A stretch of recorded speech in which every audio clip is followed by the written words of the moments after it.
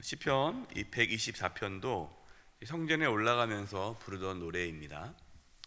이 시편은 다윗이 지은 시입니다. 1절을 보면 이스라엘에 이제 말하기를 여호와께서 우리 편에 계시지 아니하셨더라면 우리가 어떻게 하였으리라. 다윗은 이스라엘 백성들에게 한번 말해봐라, 대답해봐라, 내가 질문할 테니까 답 좀 해봐라, 이렇게 이제 시작을 하는 거예요. 하나님이 우리 편에 계시지 않았더라면 우리는 어떻게 되었을까? 한번 이스라엘 백성들아 대답해봐라, 이러한 내용입니다.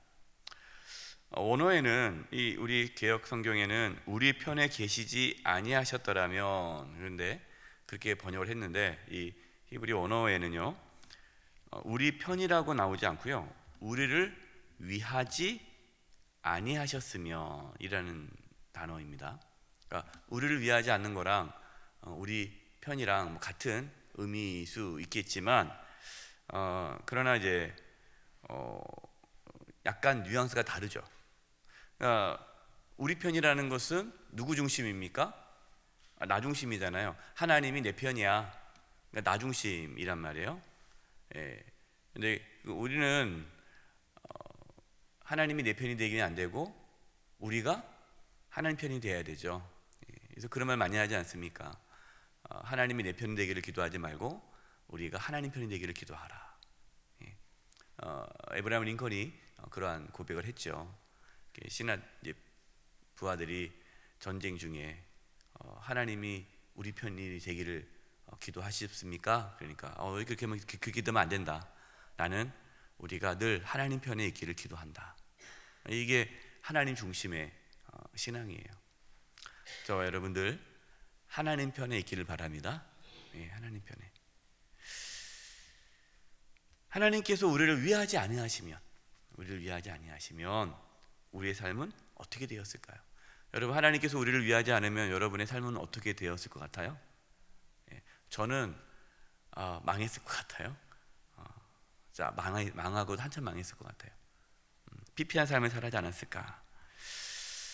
2절에 사람들이 우리를 치러 일어날 때 여호와께서 우리 편에 계시지 아니하셨더라면, 그러니까 원수들이 이스라엘 백성들을 치러 일어날 때에 하나님께서 이스라엘을 위하지 아니하셨더라면 어떻게 되었을까? 여러분, 어떻게 되었을까요? 멸망당했겠죠. 근데 우리는 그를 이스라엘 역사를 보면 알 수가 있어요. 아무것도 없이 애굽에서 노예 생활을 하고 있던 이스라엘 백성들을 그 강대국 애굽에서 나오게 하신 분이 누구십니까? 하나님이시죠. 하나님께서 기적을 베풀어서 10가지 재앙을 내려서 그들이 인도하지 않았습니까? 그들이 힘이 있습니까? 능력이 있습니까? 광야로 들어왔어요. 광야에서 40년 동안 살았습니다. 여러분, 광야에서 40년 동안 이스라엘 백성들을 지켜주시고 인도해 주신 분이 누구시죠? 하나님이세요. 하나님께서 지켜주지 않았더라면 광야에서 40년 동안 살아갈 수가 없는 거예요. 죽는 거예요. 가나안 땅에 들어간 것도 하나님께서 지켜주시고 인도해 주셨기 때문이죠. 그런데 그렇게 모든 어려움을 다 하고 이기고 가나안 땅에 들어갔습니다. 가나안 땅에 들어갔는데 그 다음 잘 살아야 되잖아요. 가나안 땅에 들어갔으니까 그 다음부터는 어려울 게 없잖아요. 그런데 하나님이 이스라엘 백성들을 위하지 않는 순간부터 이스라엘은 망하기 시작합니다. 북이스라엘 아수르에 멸망당했어요. 남유다 바벨론을 포로로 끌려갔어요. 그들이 경제적으로 국력이 약해서 힘이 없어서 망했습니까? 아니에요. 하나님을 떠나니까, 하나님 편에 서지 않으니까, 하나님이 그들을 위하지 않으니까 그들은 망하게 된 거예요. 그동안 이스라엘 백성이 잘 살았던 것은 하나님의 은혜였고 하나님이 지켜주신 건데, 이제 하나님이 떠나니까 아무것도 아닌 거죠. 3절입니다. 그때가 언제입니까? 하나님이 이스라엘 백성들을 위하지 않을 때, 하나님께서 그들을 지켜주지 않을 때, 이스라엘 백성들이 하나님 편에 서지 않을 때, 그때 그들의 노여움은 이제 원수들이죠. 이스라엘 백성들을 침략하고자 하는 그 원수들의 노여움이 우리에게 맹렬하여 우리를 산채로 삼켰을 것이며, 예, 산채로 삼킬 것이다. 당연하죠. 그래서 하나님이 지켜주지 않으면 저와 여러분은 살 수가 없는 거예요. 그러니까 하나님 도와주시면 좋고 뭐 안 도와줘도 뭐 나름대로 잘 살 수 있습니다, 이러면 안 되는 거죠. 하나님이 우리를 도와주지 않으면, 지켜주지 않으면, 인도하지 않으면 우리는 살 수 없습니다. 그렇게 나가야 돼요. 그게 사실이에요. 여러분 걱정하지 마세요. 하나님께서 우리를 지켜주십니다. 예.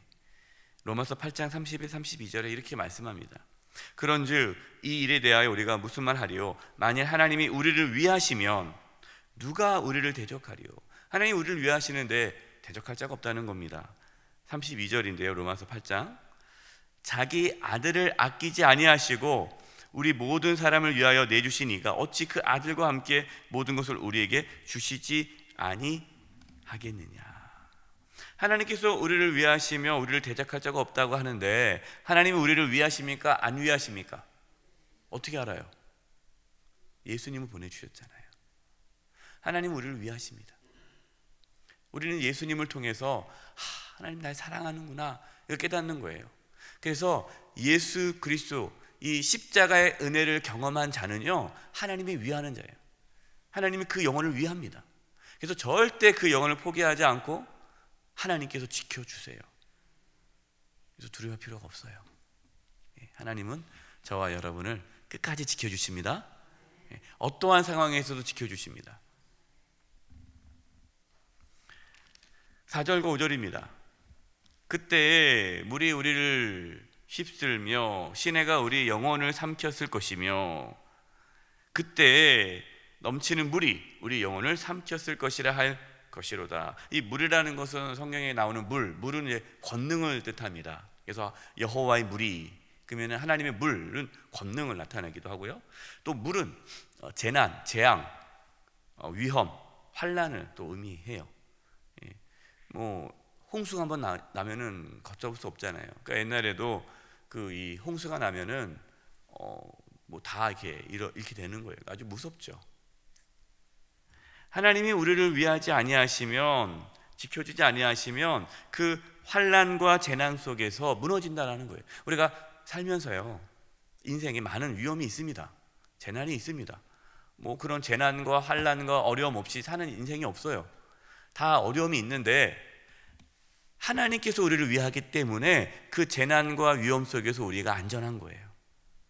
그러니까 재난과 위험이 없는 게 아니라 재난과 위험이 있어도 하나님이 우리를 위하기 때문에 안전하다는 거예요.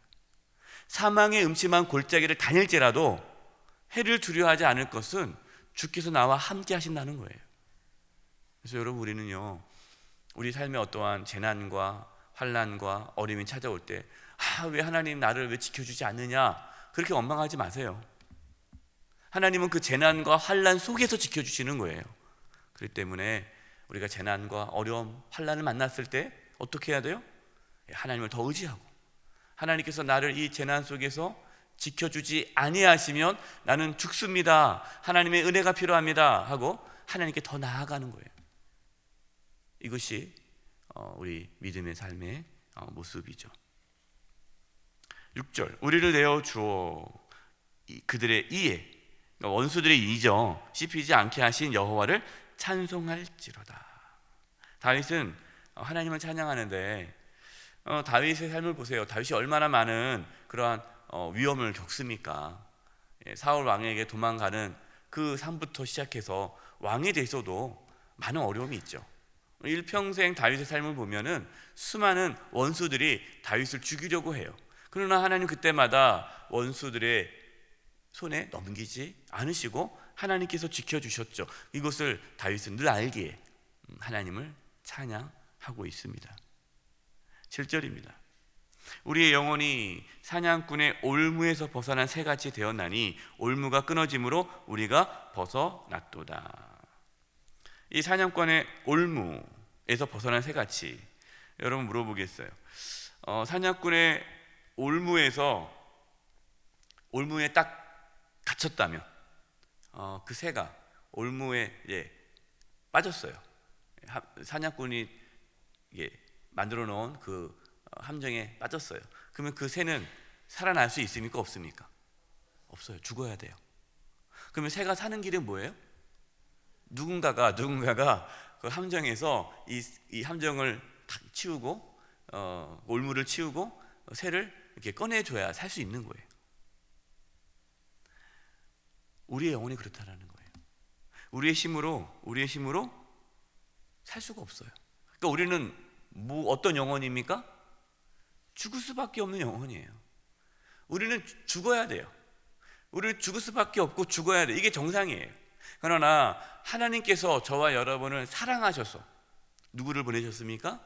예수님을 보내주셔서 죽을 수밖에 없는 사망의 그 골짜기에 있는 저와 여러분을 건져서 하나님께서 구원해 주셨다라는 거예요.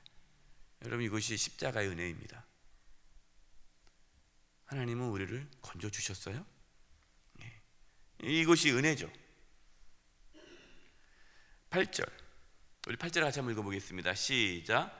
우리의 도움은 천지를 지으신 여호와의 이름에 있도다. 우리를 도와주신 하나님은 어떤 분이시라고요? 천지를 지으신 하나님. 저는 그래서 가끔 이렇게 저는 하늘을 자주 보는 편이에요. 하늘을 좋아합니다. 하늘을 바라보는 이유는요, 하늘을 바라보면 저는 하나님은 묵상을 해요. 왜? 하늘을 누가 지으셨어요? 하나님이 지으셨잖아요.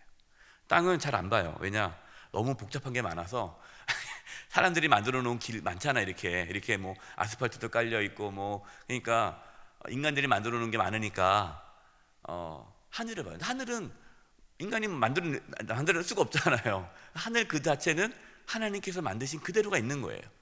그래서 창조의 손길을 느낄 수가 있어요. 하늘의 별을 보면, 하늘을 보면, 구름을 보면, 달을 보고 해를 보고. 그래서 그 볼 때마다 이 천지를 지으신 하나님, 그 하나님이 나의 아버지시고 나를 지켜주시고 나를 인도하신 하나님. 그러면 내 안에 있던 모든 염려와 근심과 걱정이 눈녹듯이 사라지는 거예요. 저와 여러분의 하나님 아버지는 천지를 지으신 하나님이십니다. 두려워하지 마시고, 우리 인생에 어떠한 환난과 고난이 있어도 그 환난과 고난 속에서 우리를 위하시는 하나님을 만나고 그 속에서 우리를 구원해 주신 하나님을 경험하는 은혜가 있기를, 또한 우리의 영혼을 또 그 죽음에서 건져주신 그 하나님의 은혜와 사랑을 기억하면서 감사하며 믿음으로 살아가는 저와 여러분 되기를 간절히 축원드립니다. 기도하겠습니다. 하나님, 감사합니다. 죽을 수밖에 없는 저희들을 구원해 주시고 하나님의 자녀 삼아 주시고 또 이 땅에 살아가면서 많은 인생의 환난과 고난 속에서 저희들을 지켜주신 하나님을 찬양합니다. 앞으로 저희를 살아갈 때에도 많은 어려움이 환난이 있을지라도 두려워하지 않게 해주시고 천지를 지으신 하나님을 의지하며 바라보며 승리하게 하여 주시옵소서. 예수님의 이름으로 기도드립니다. 아멘.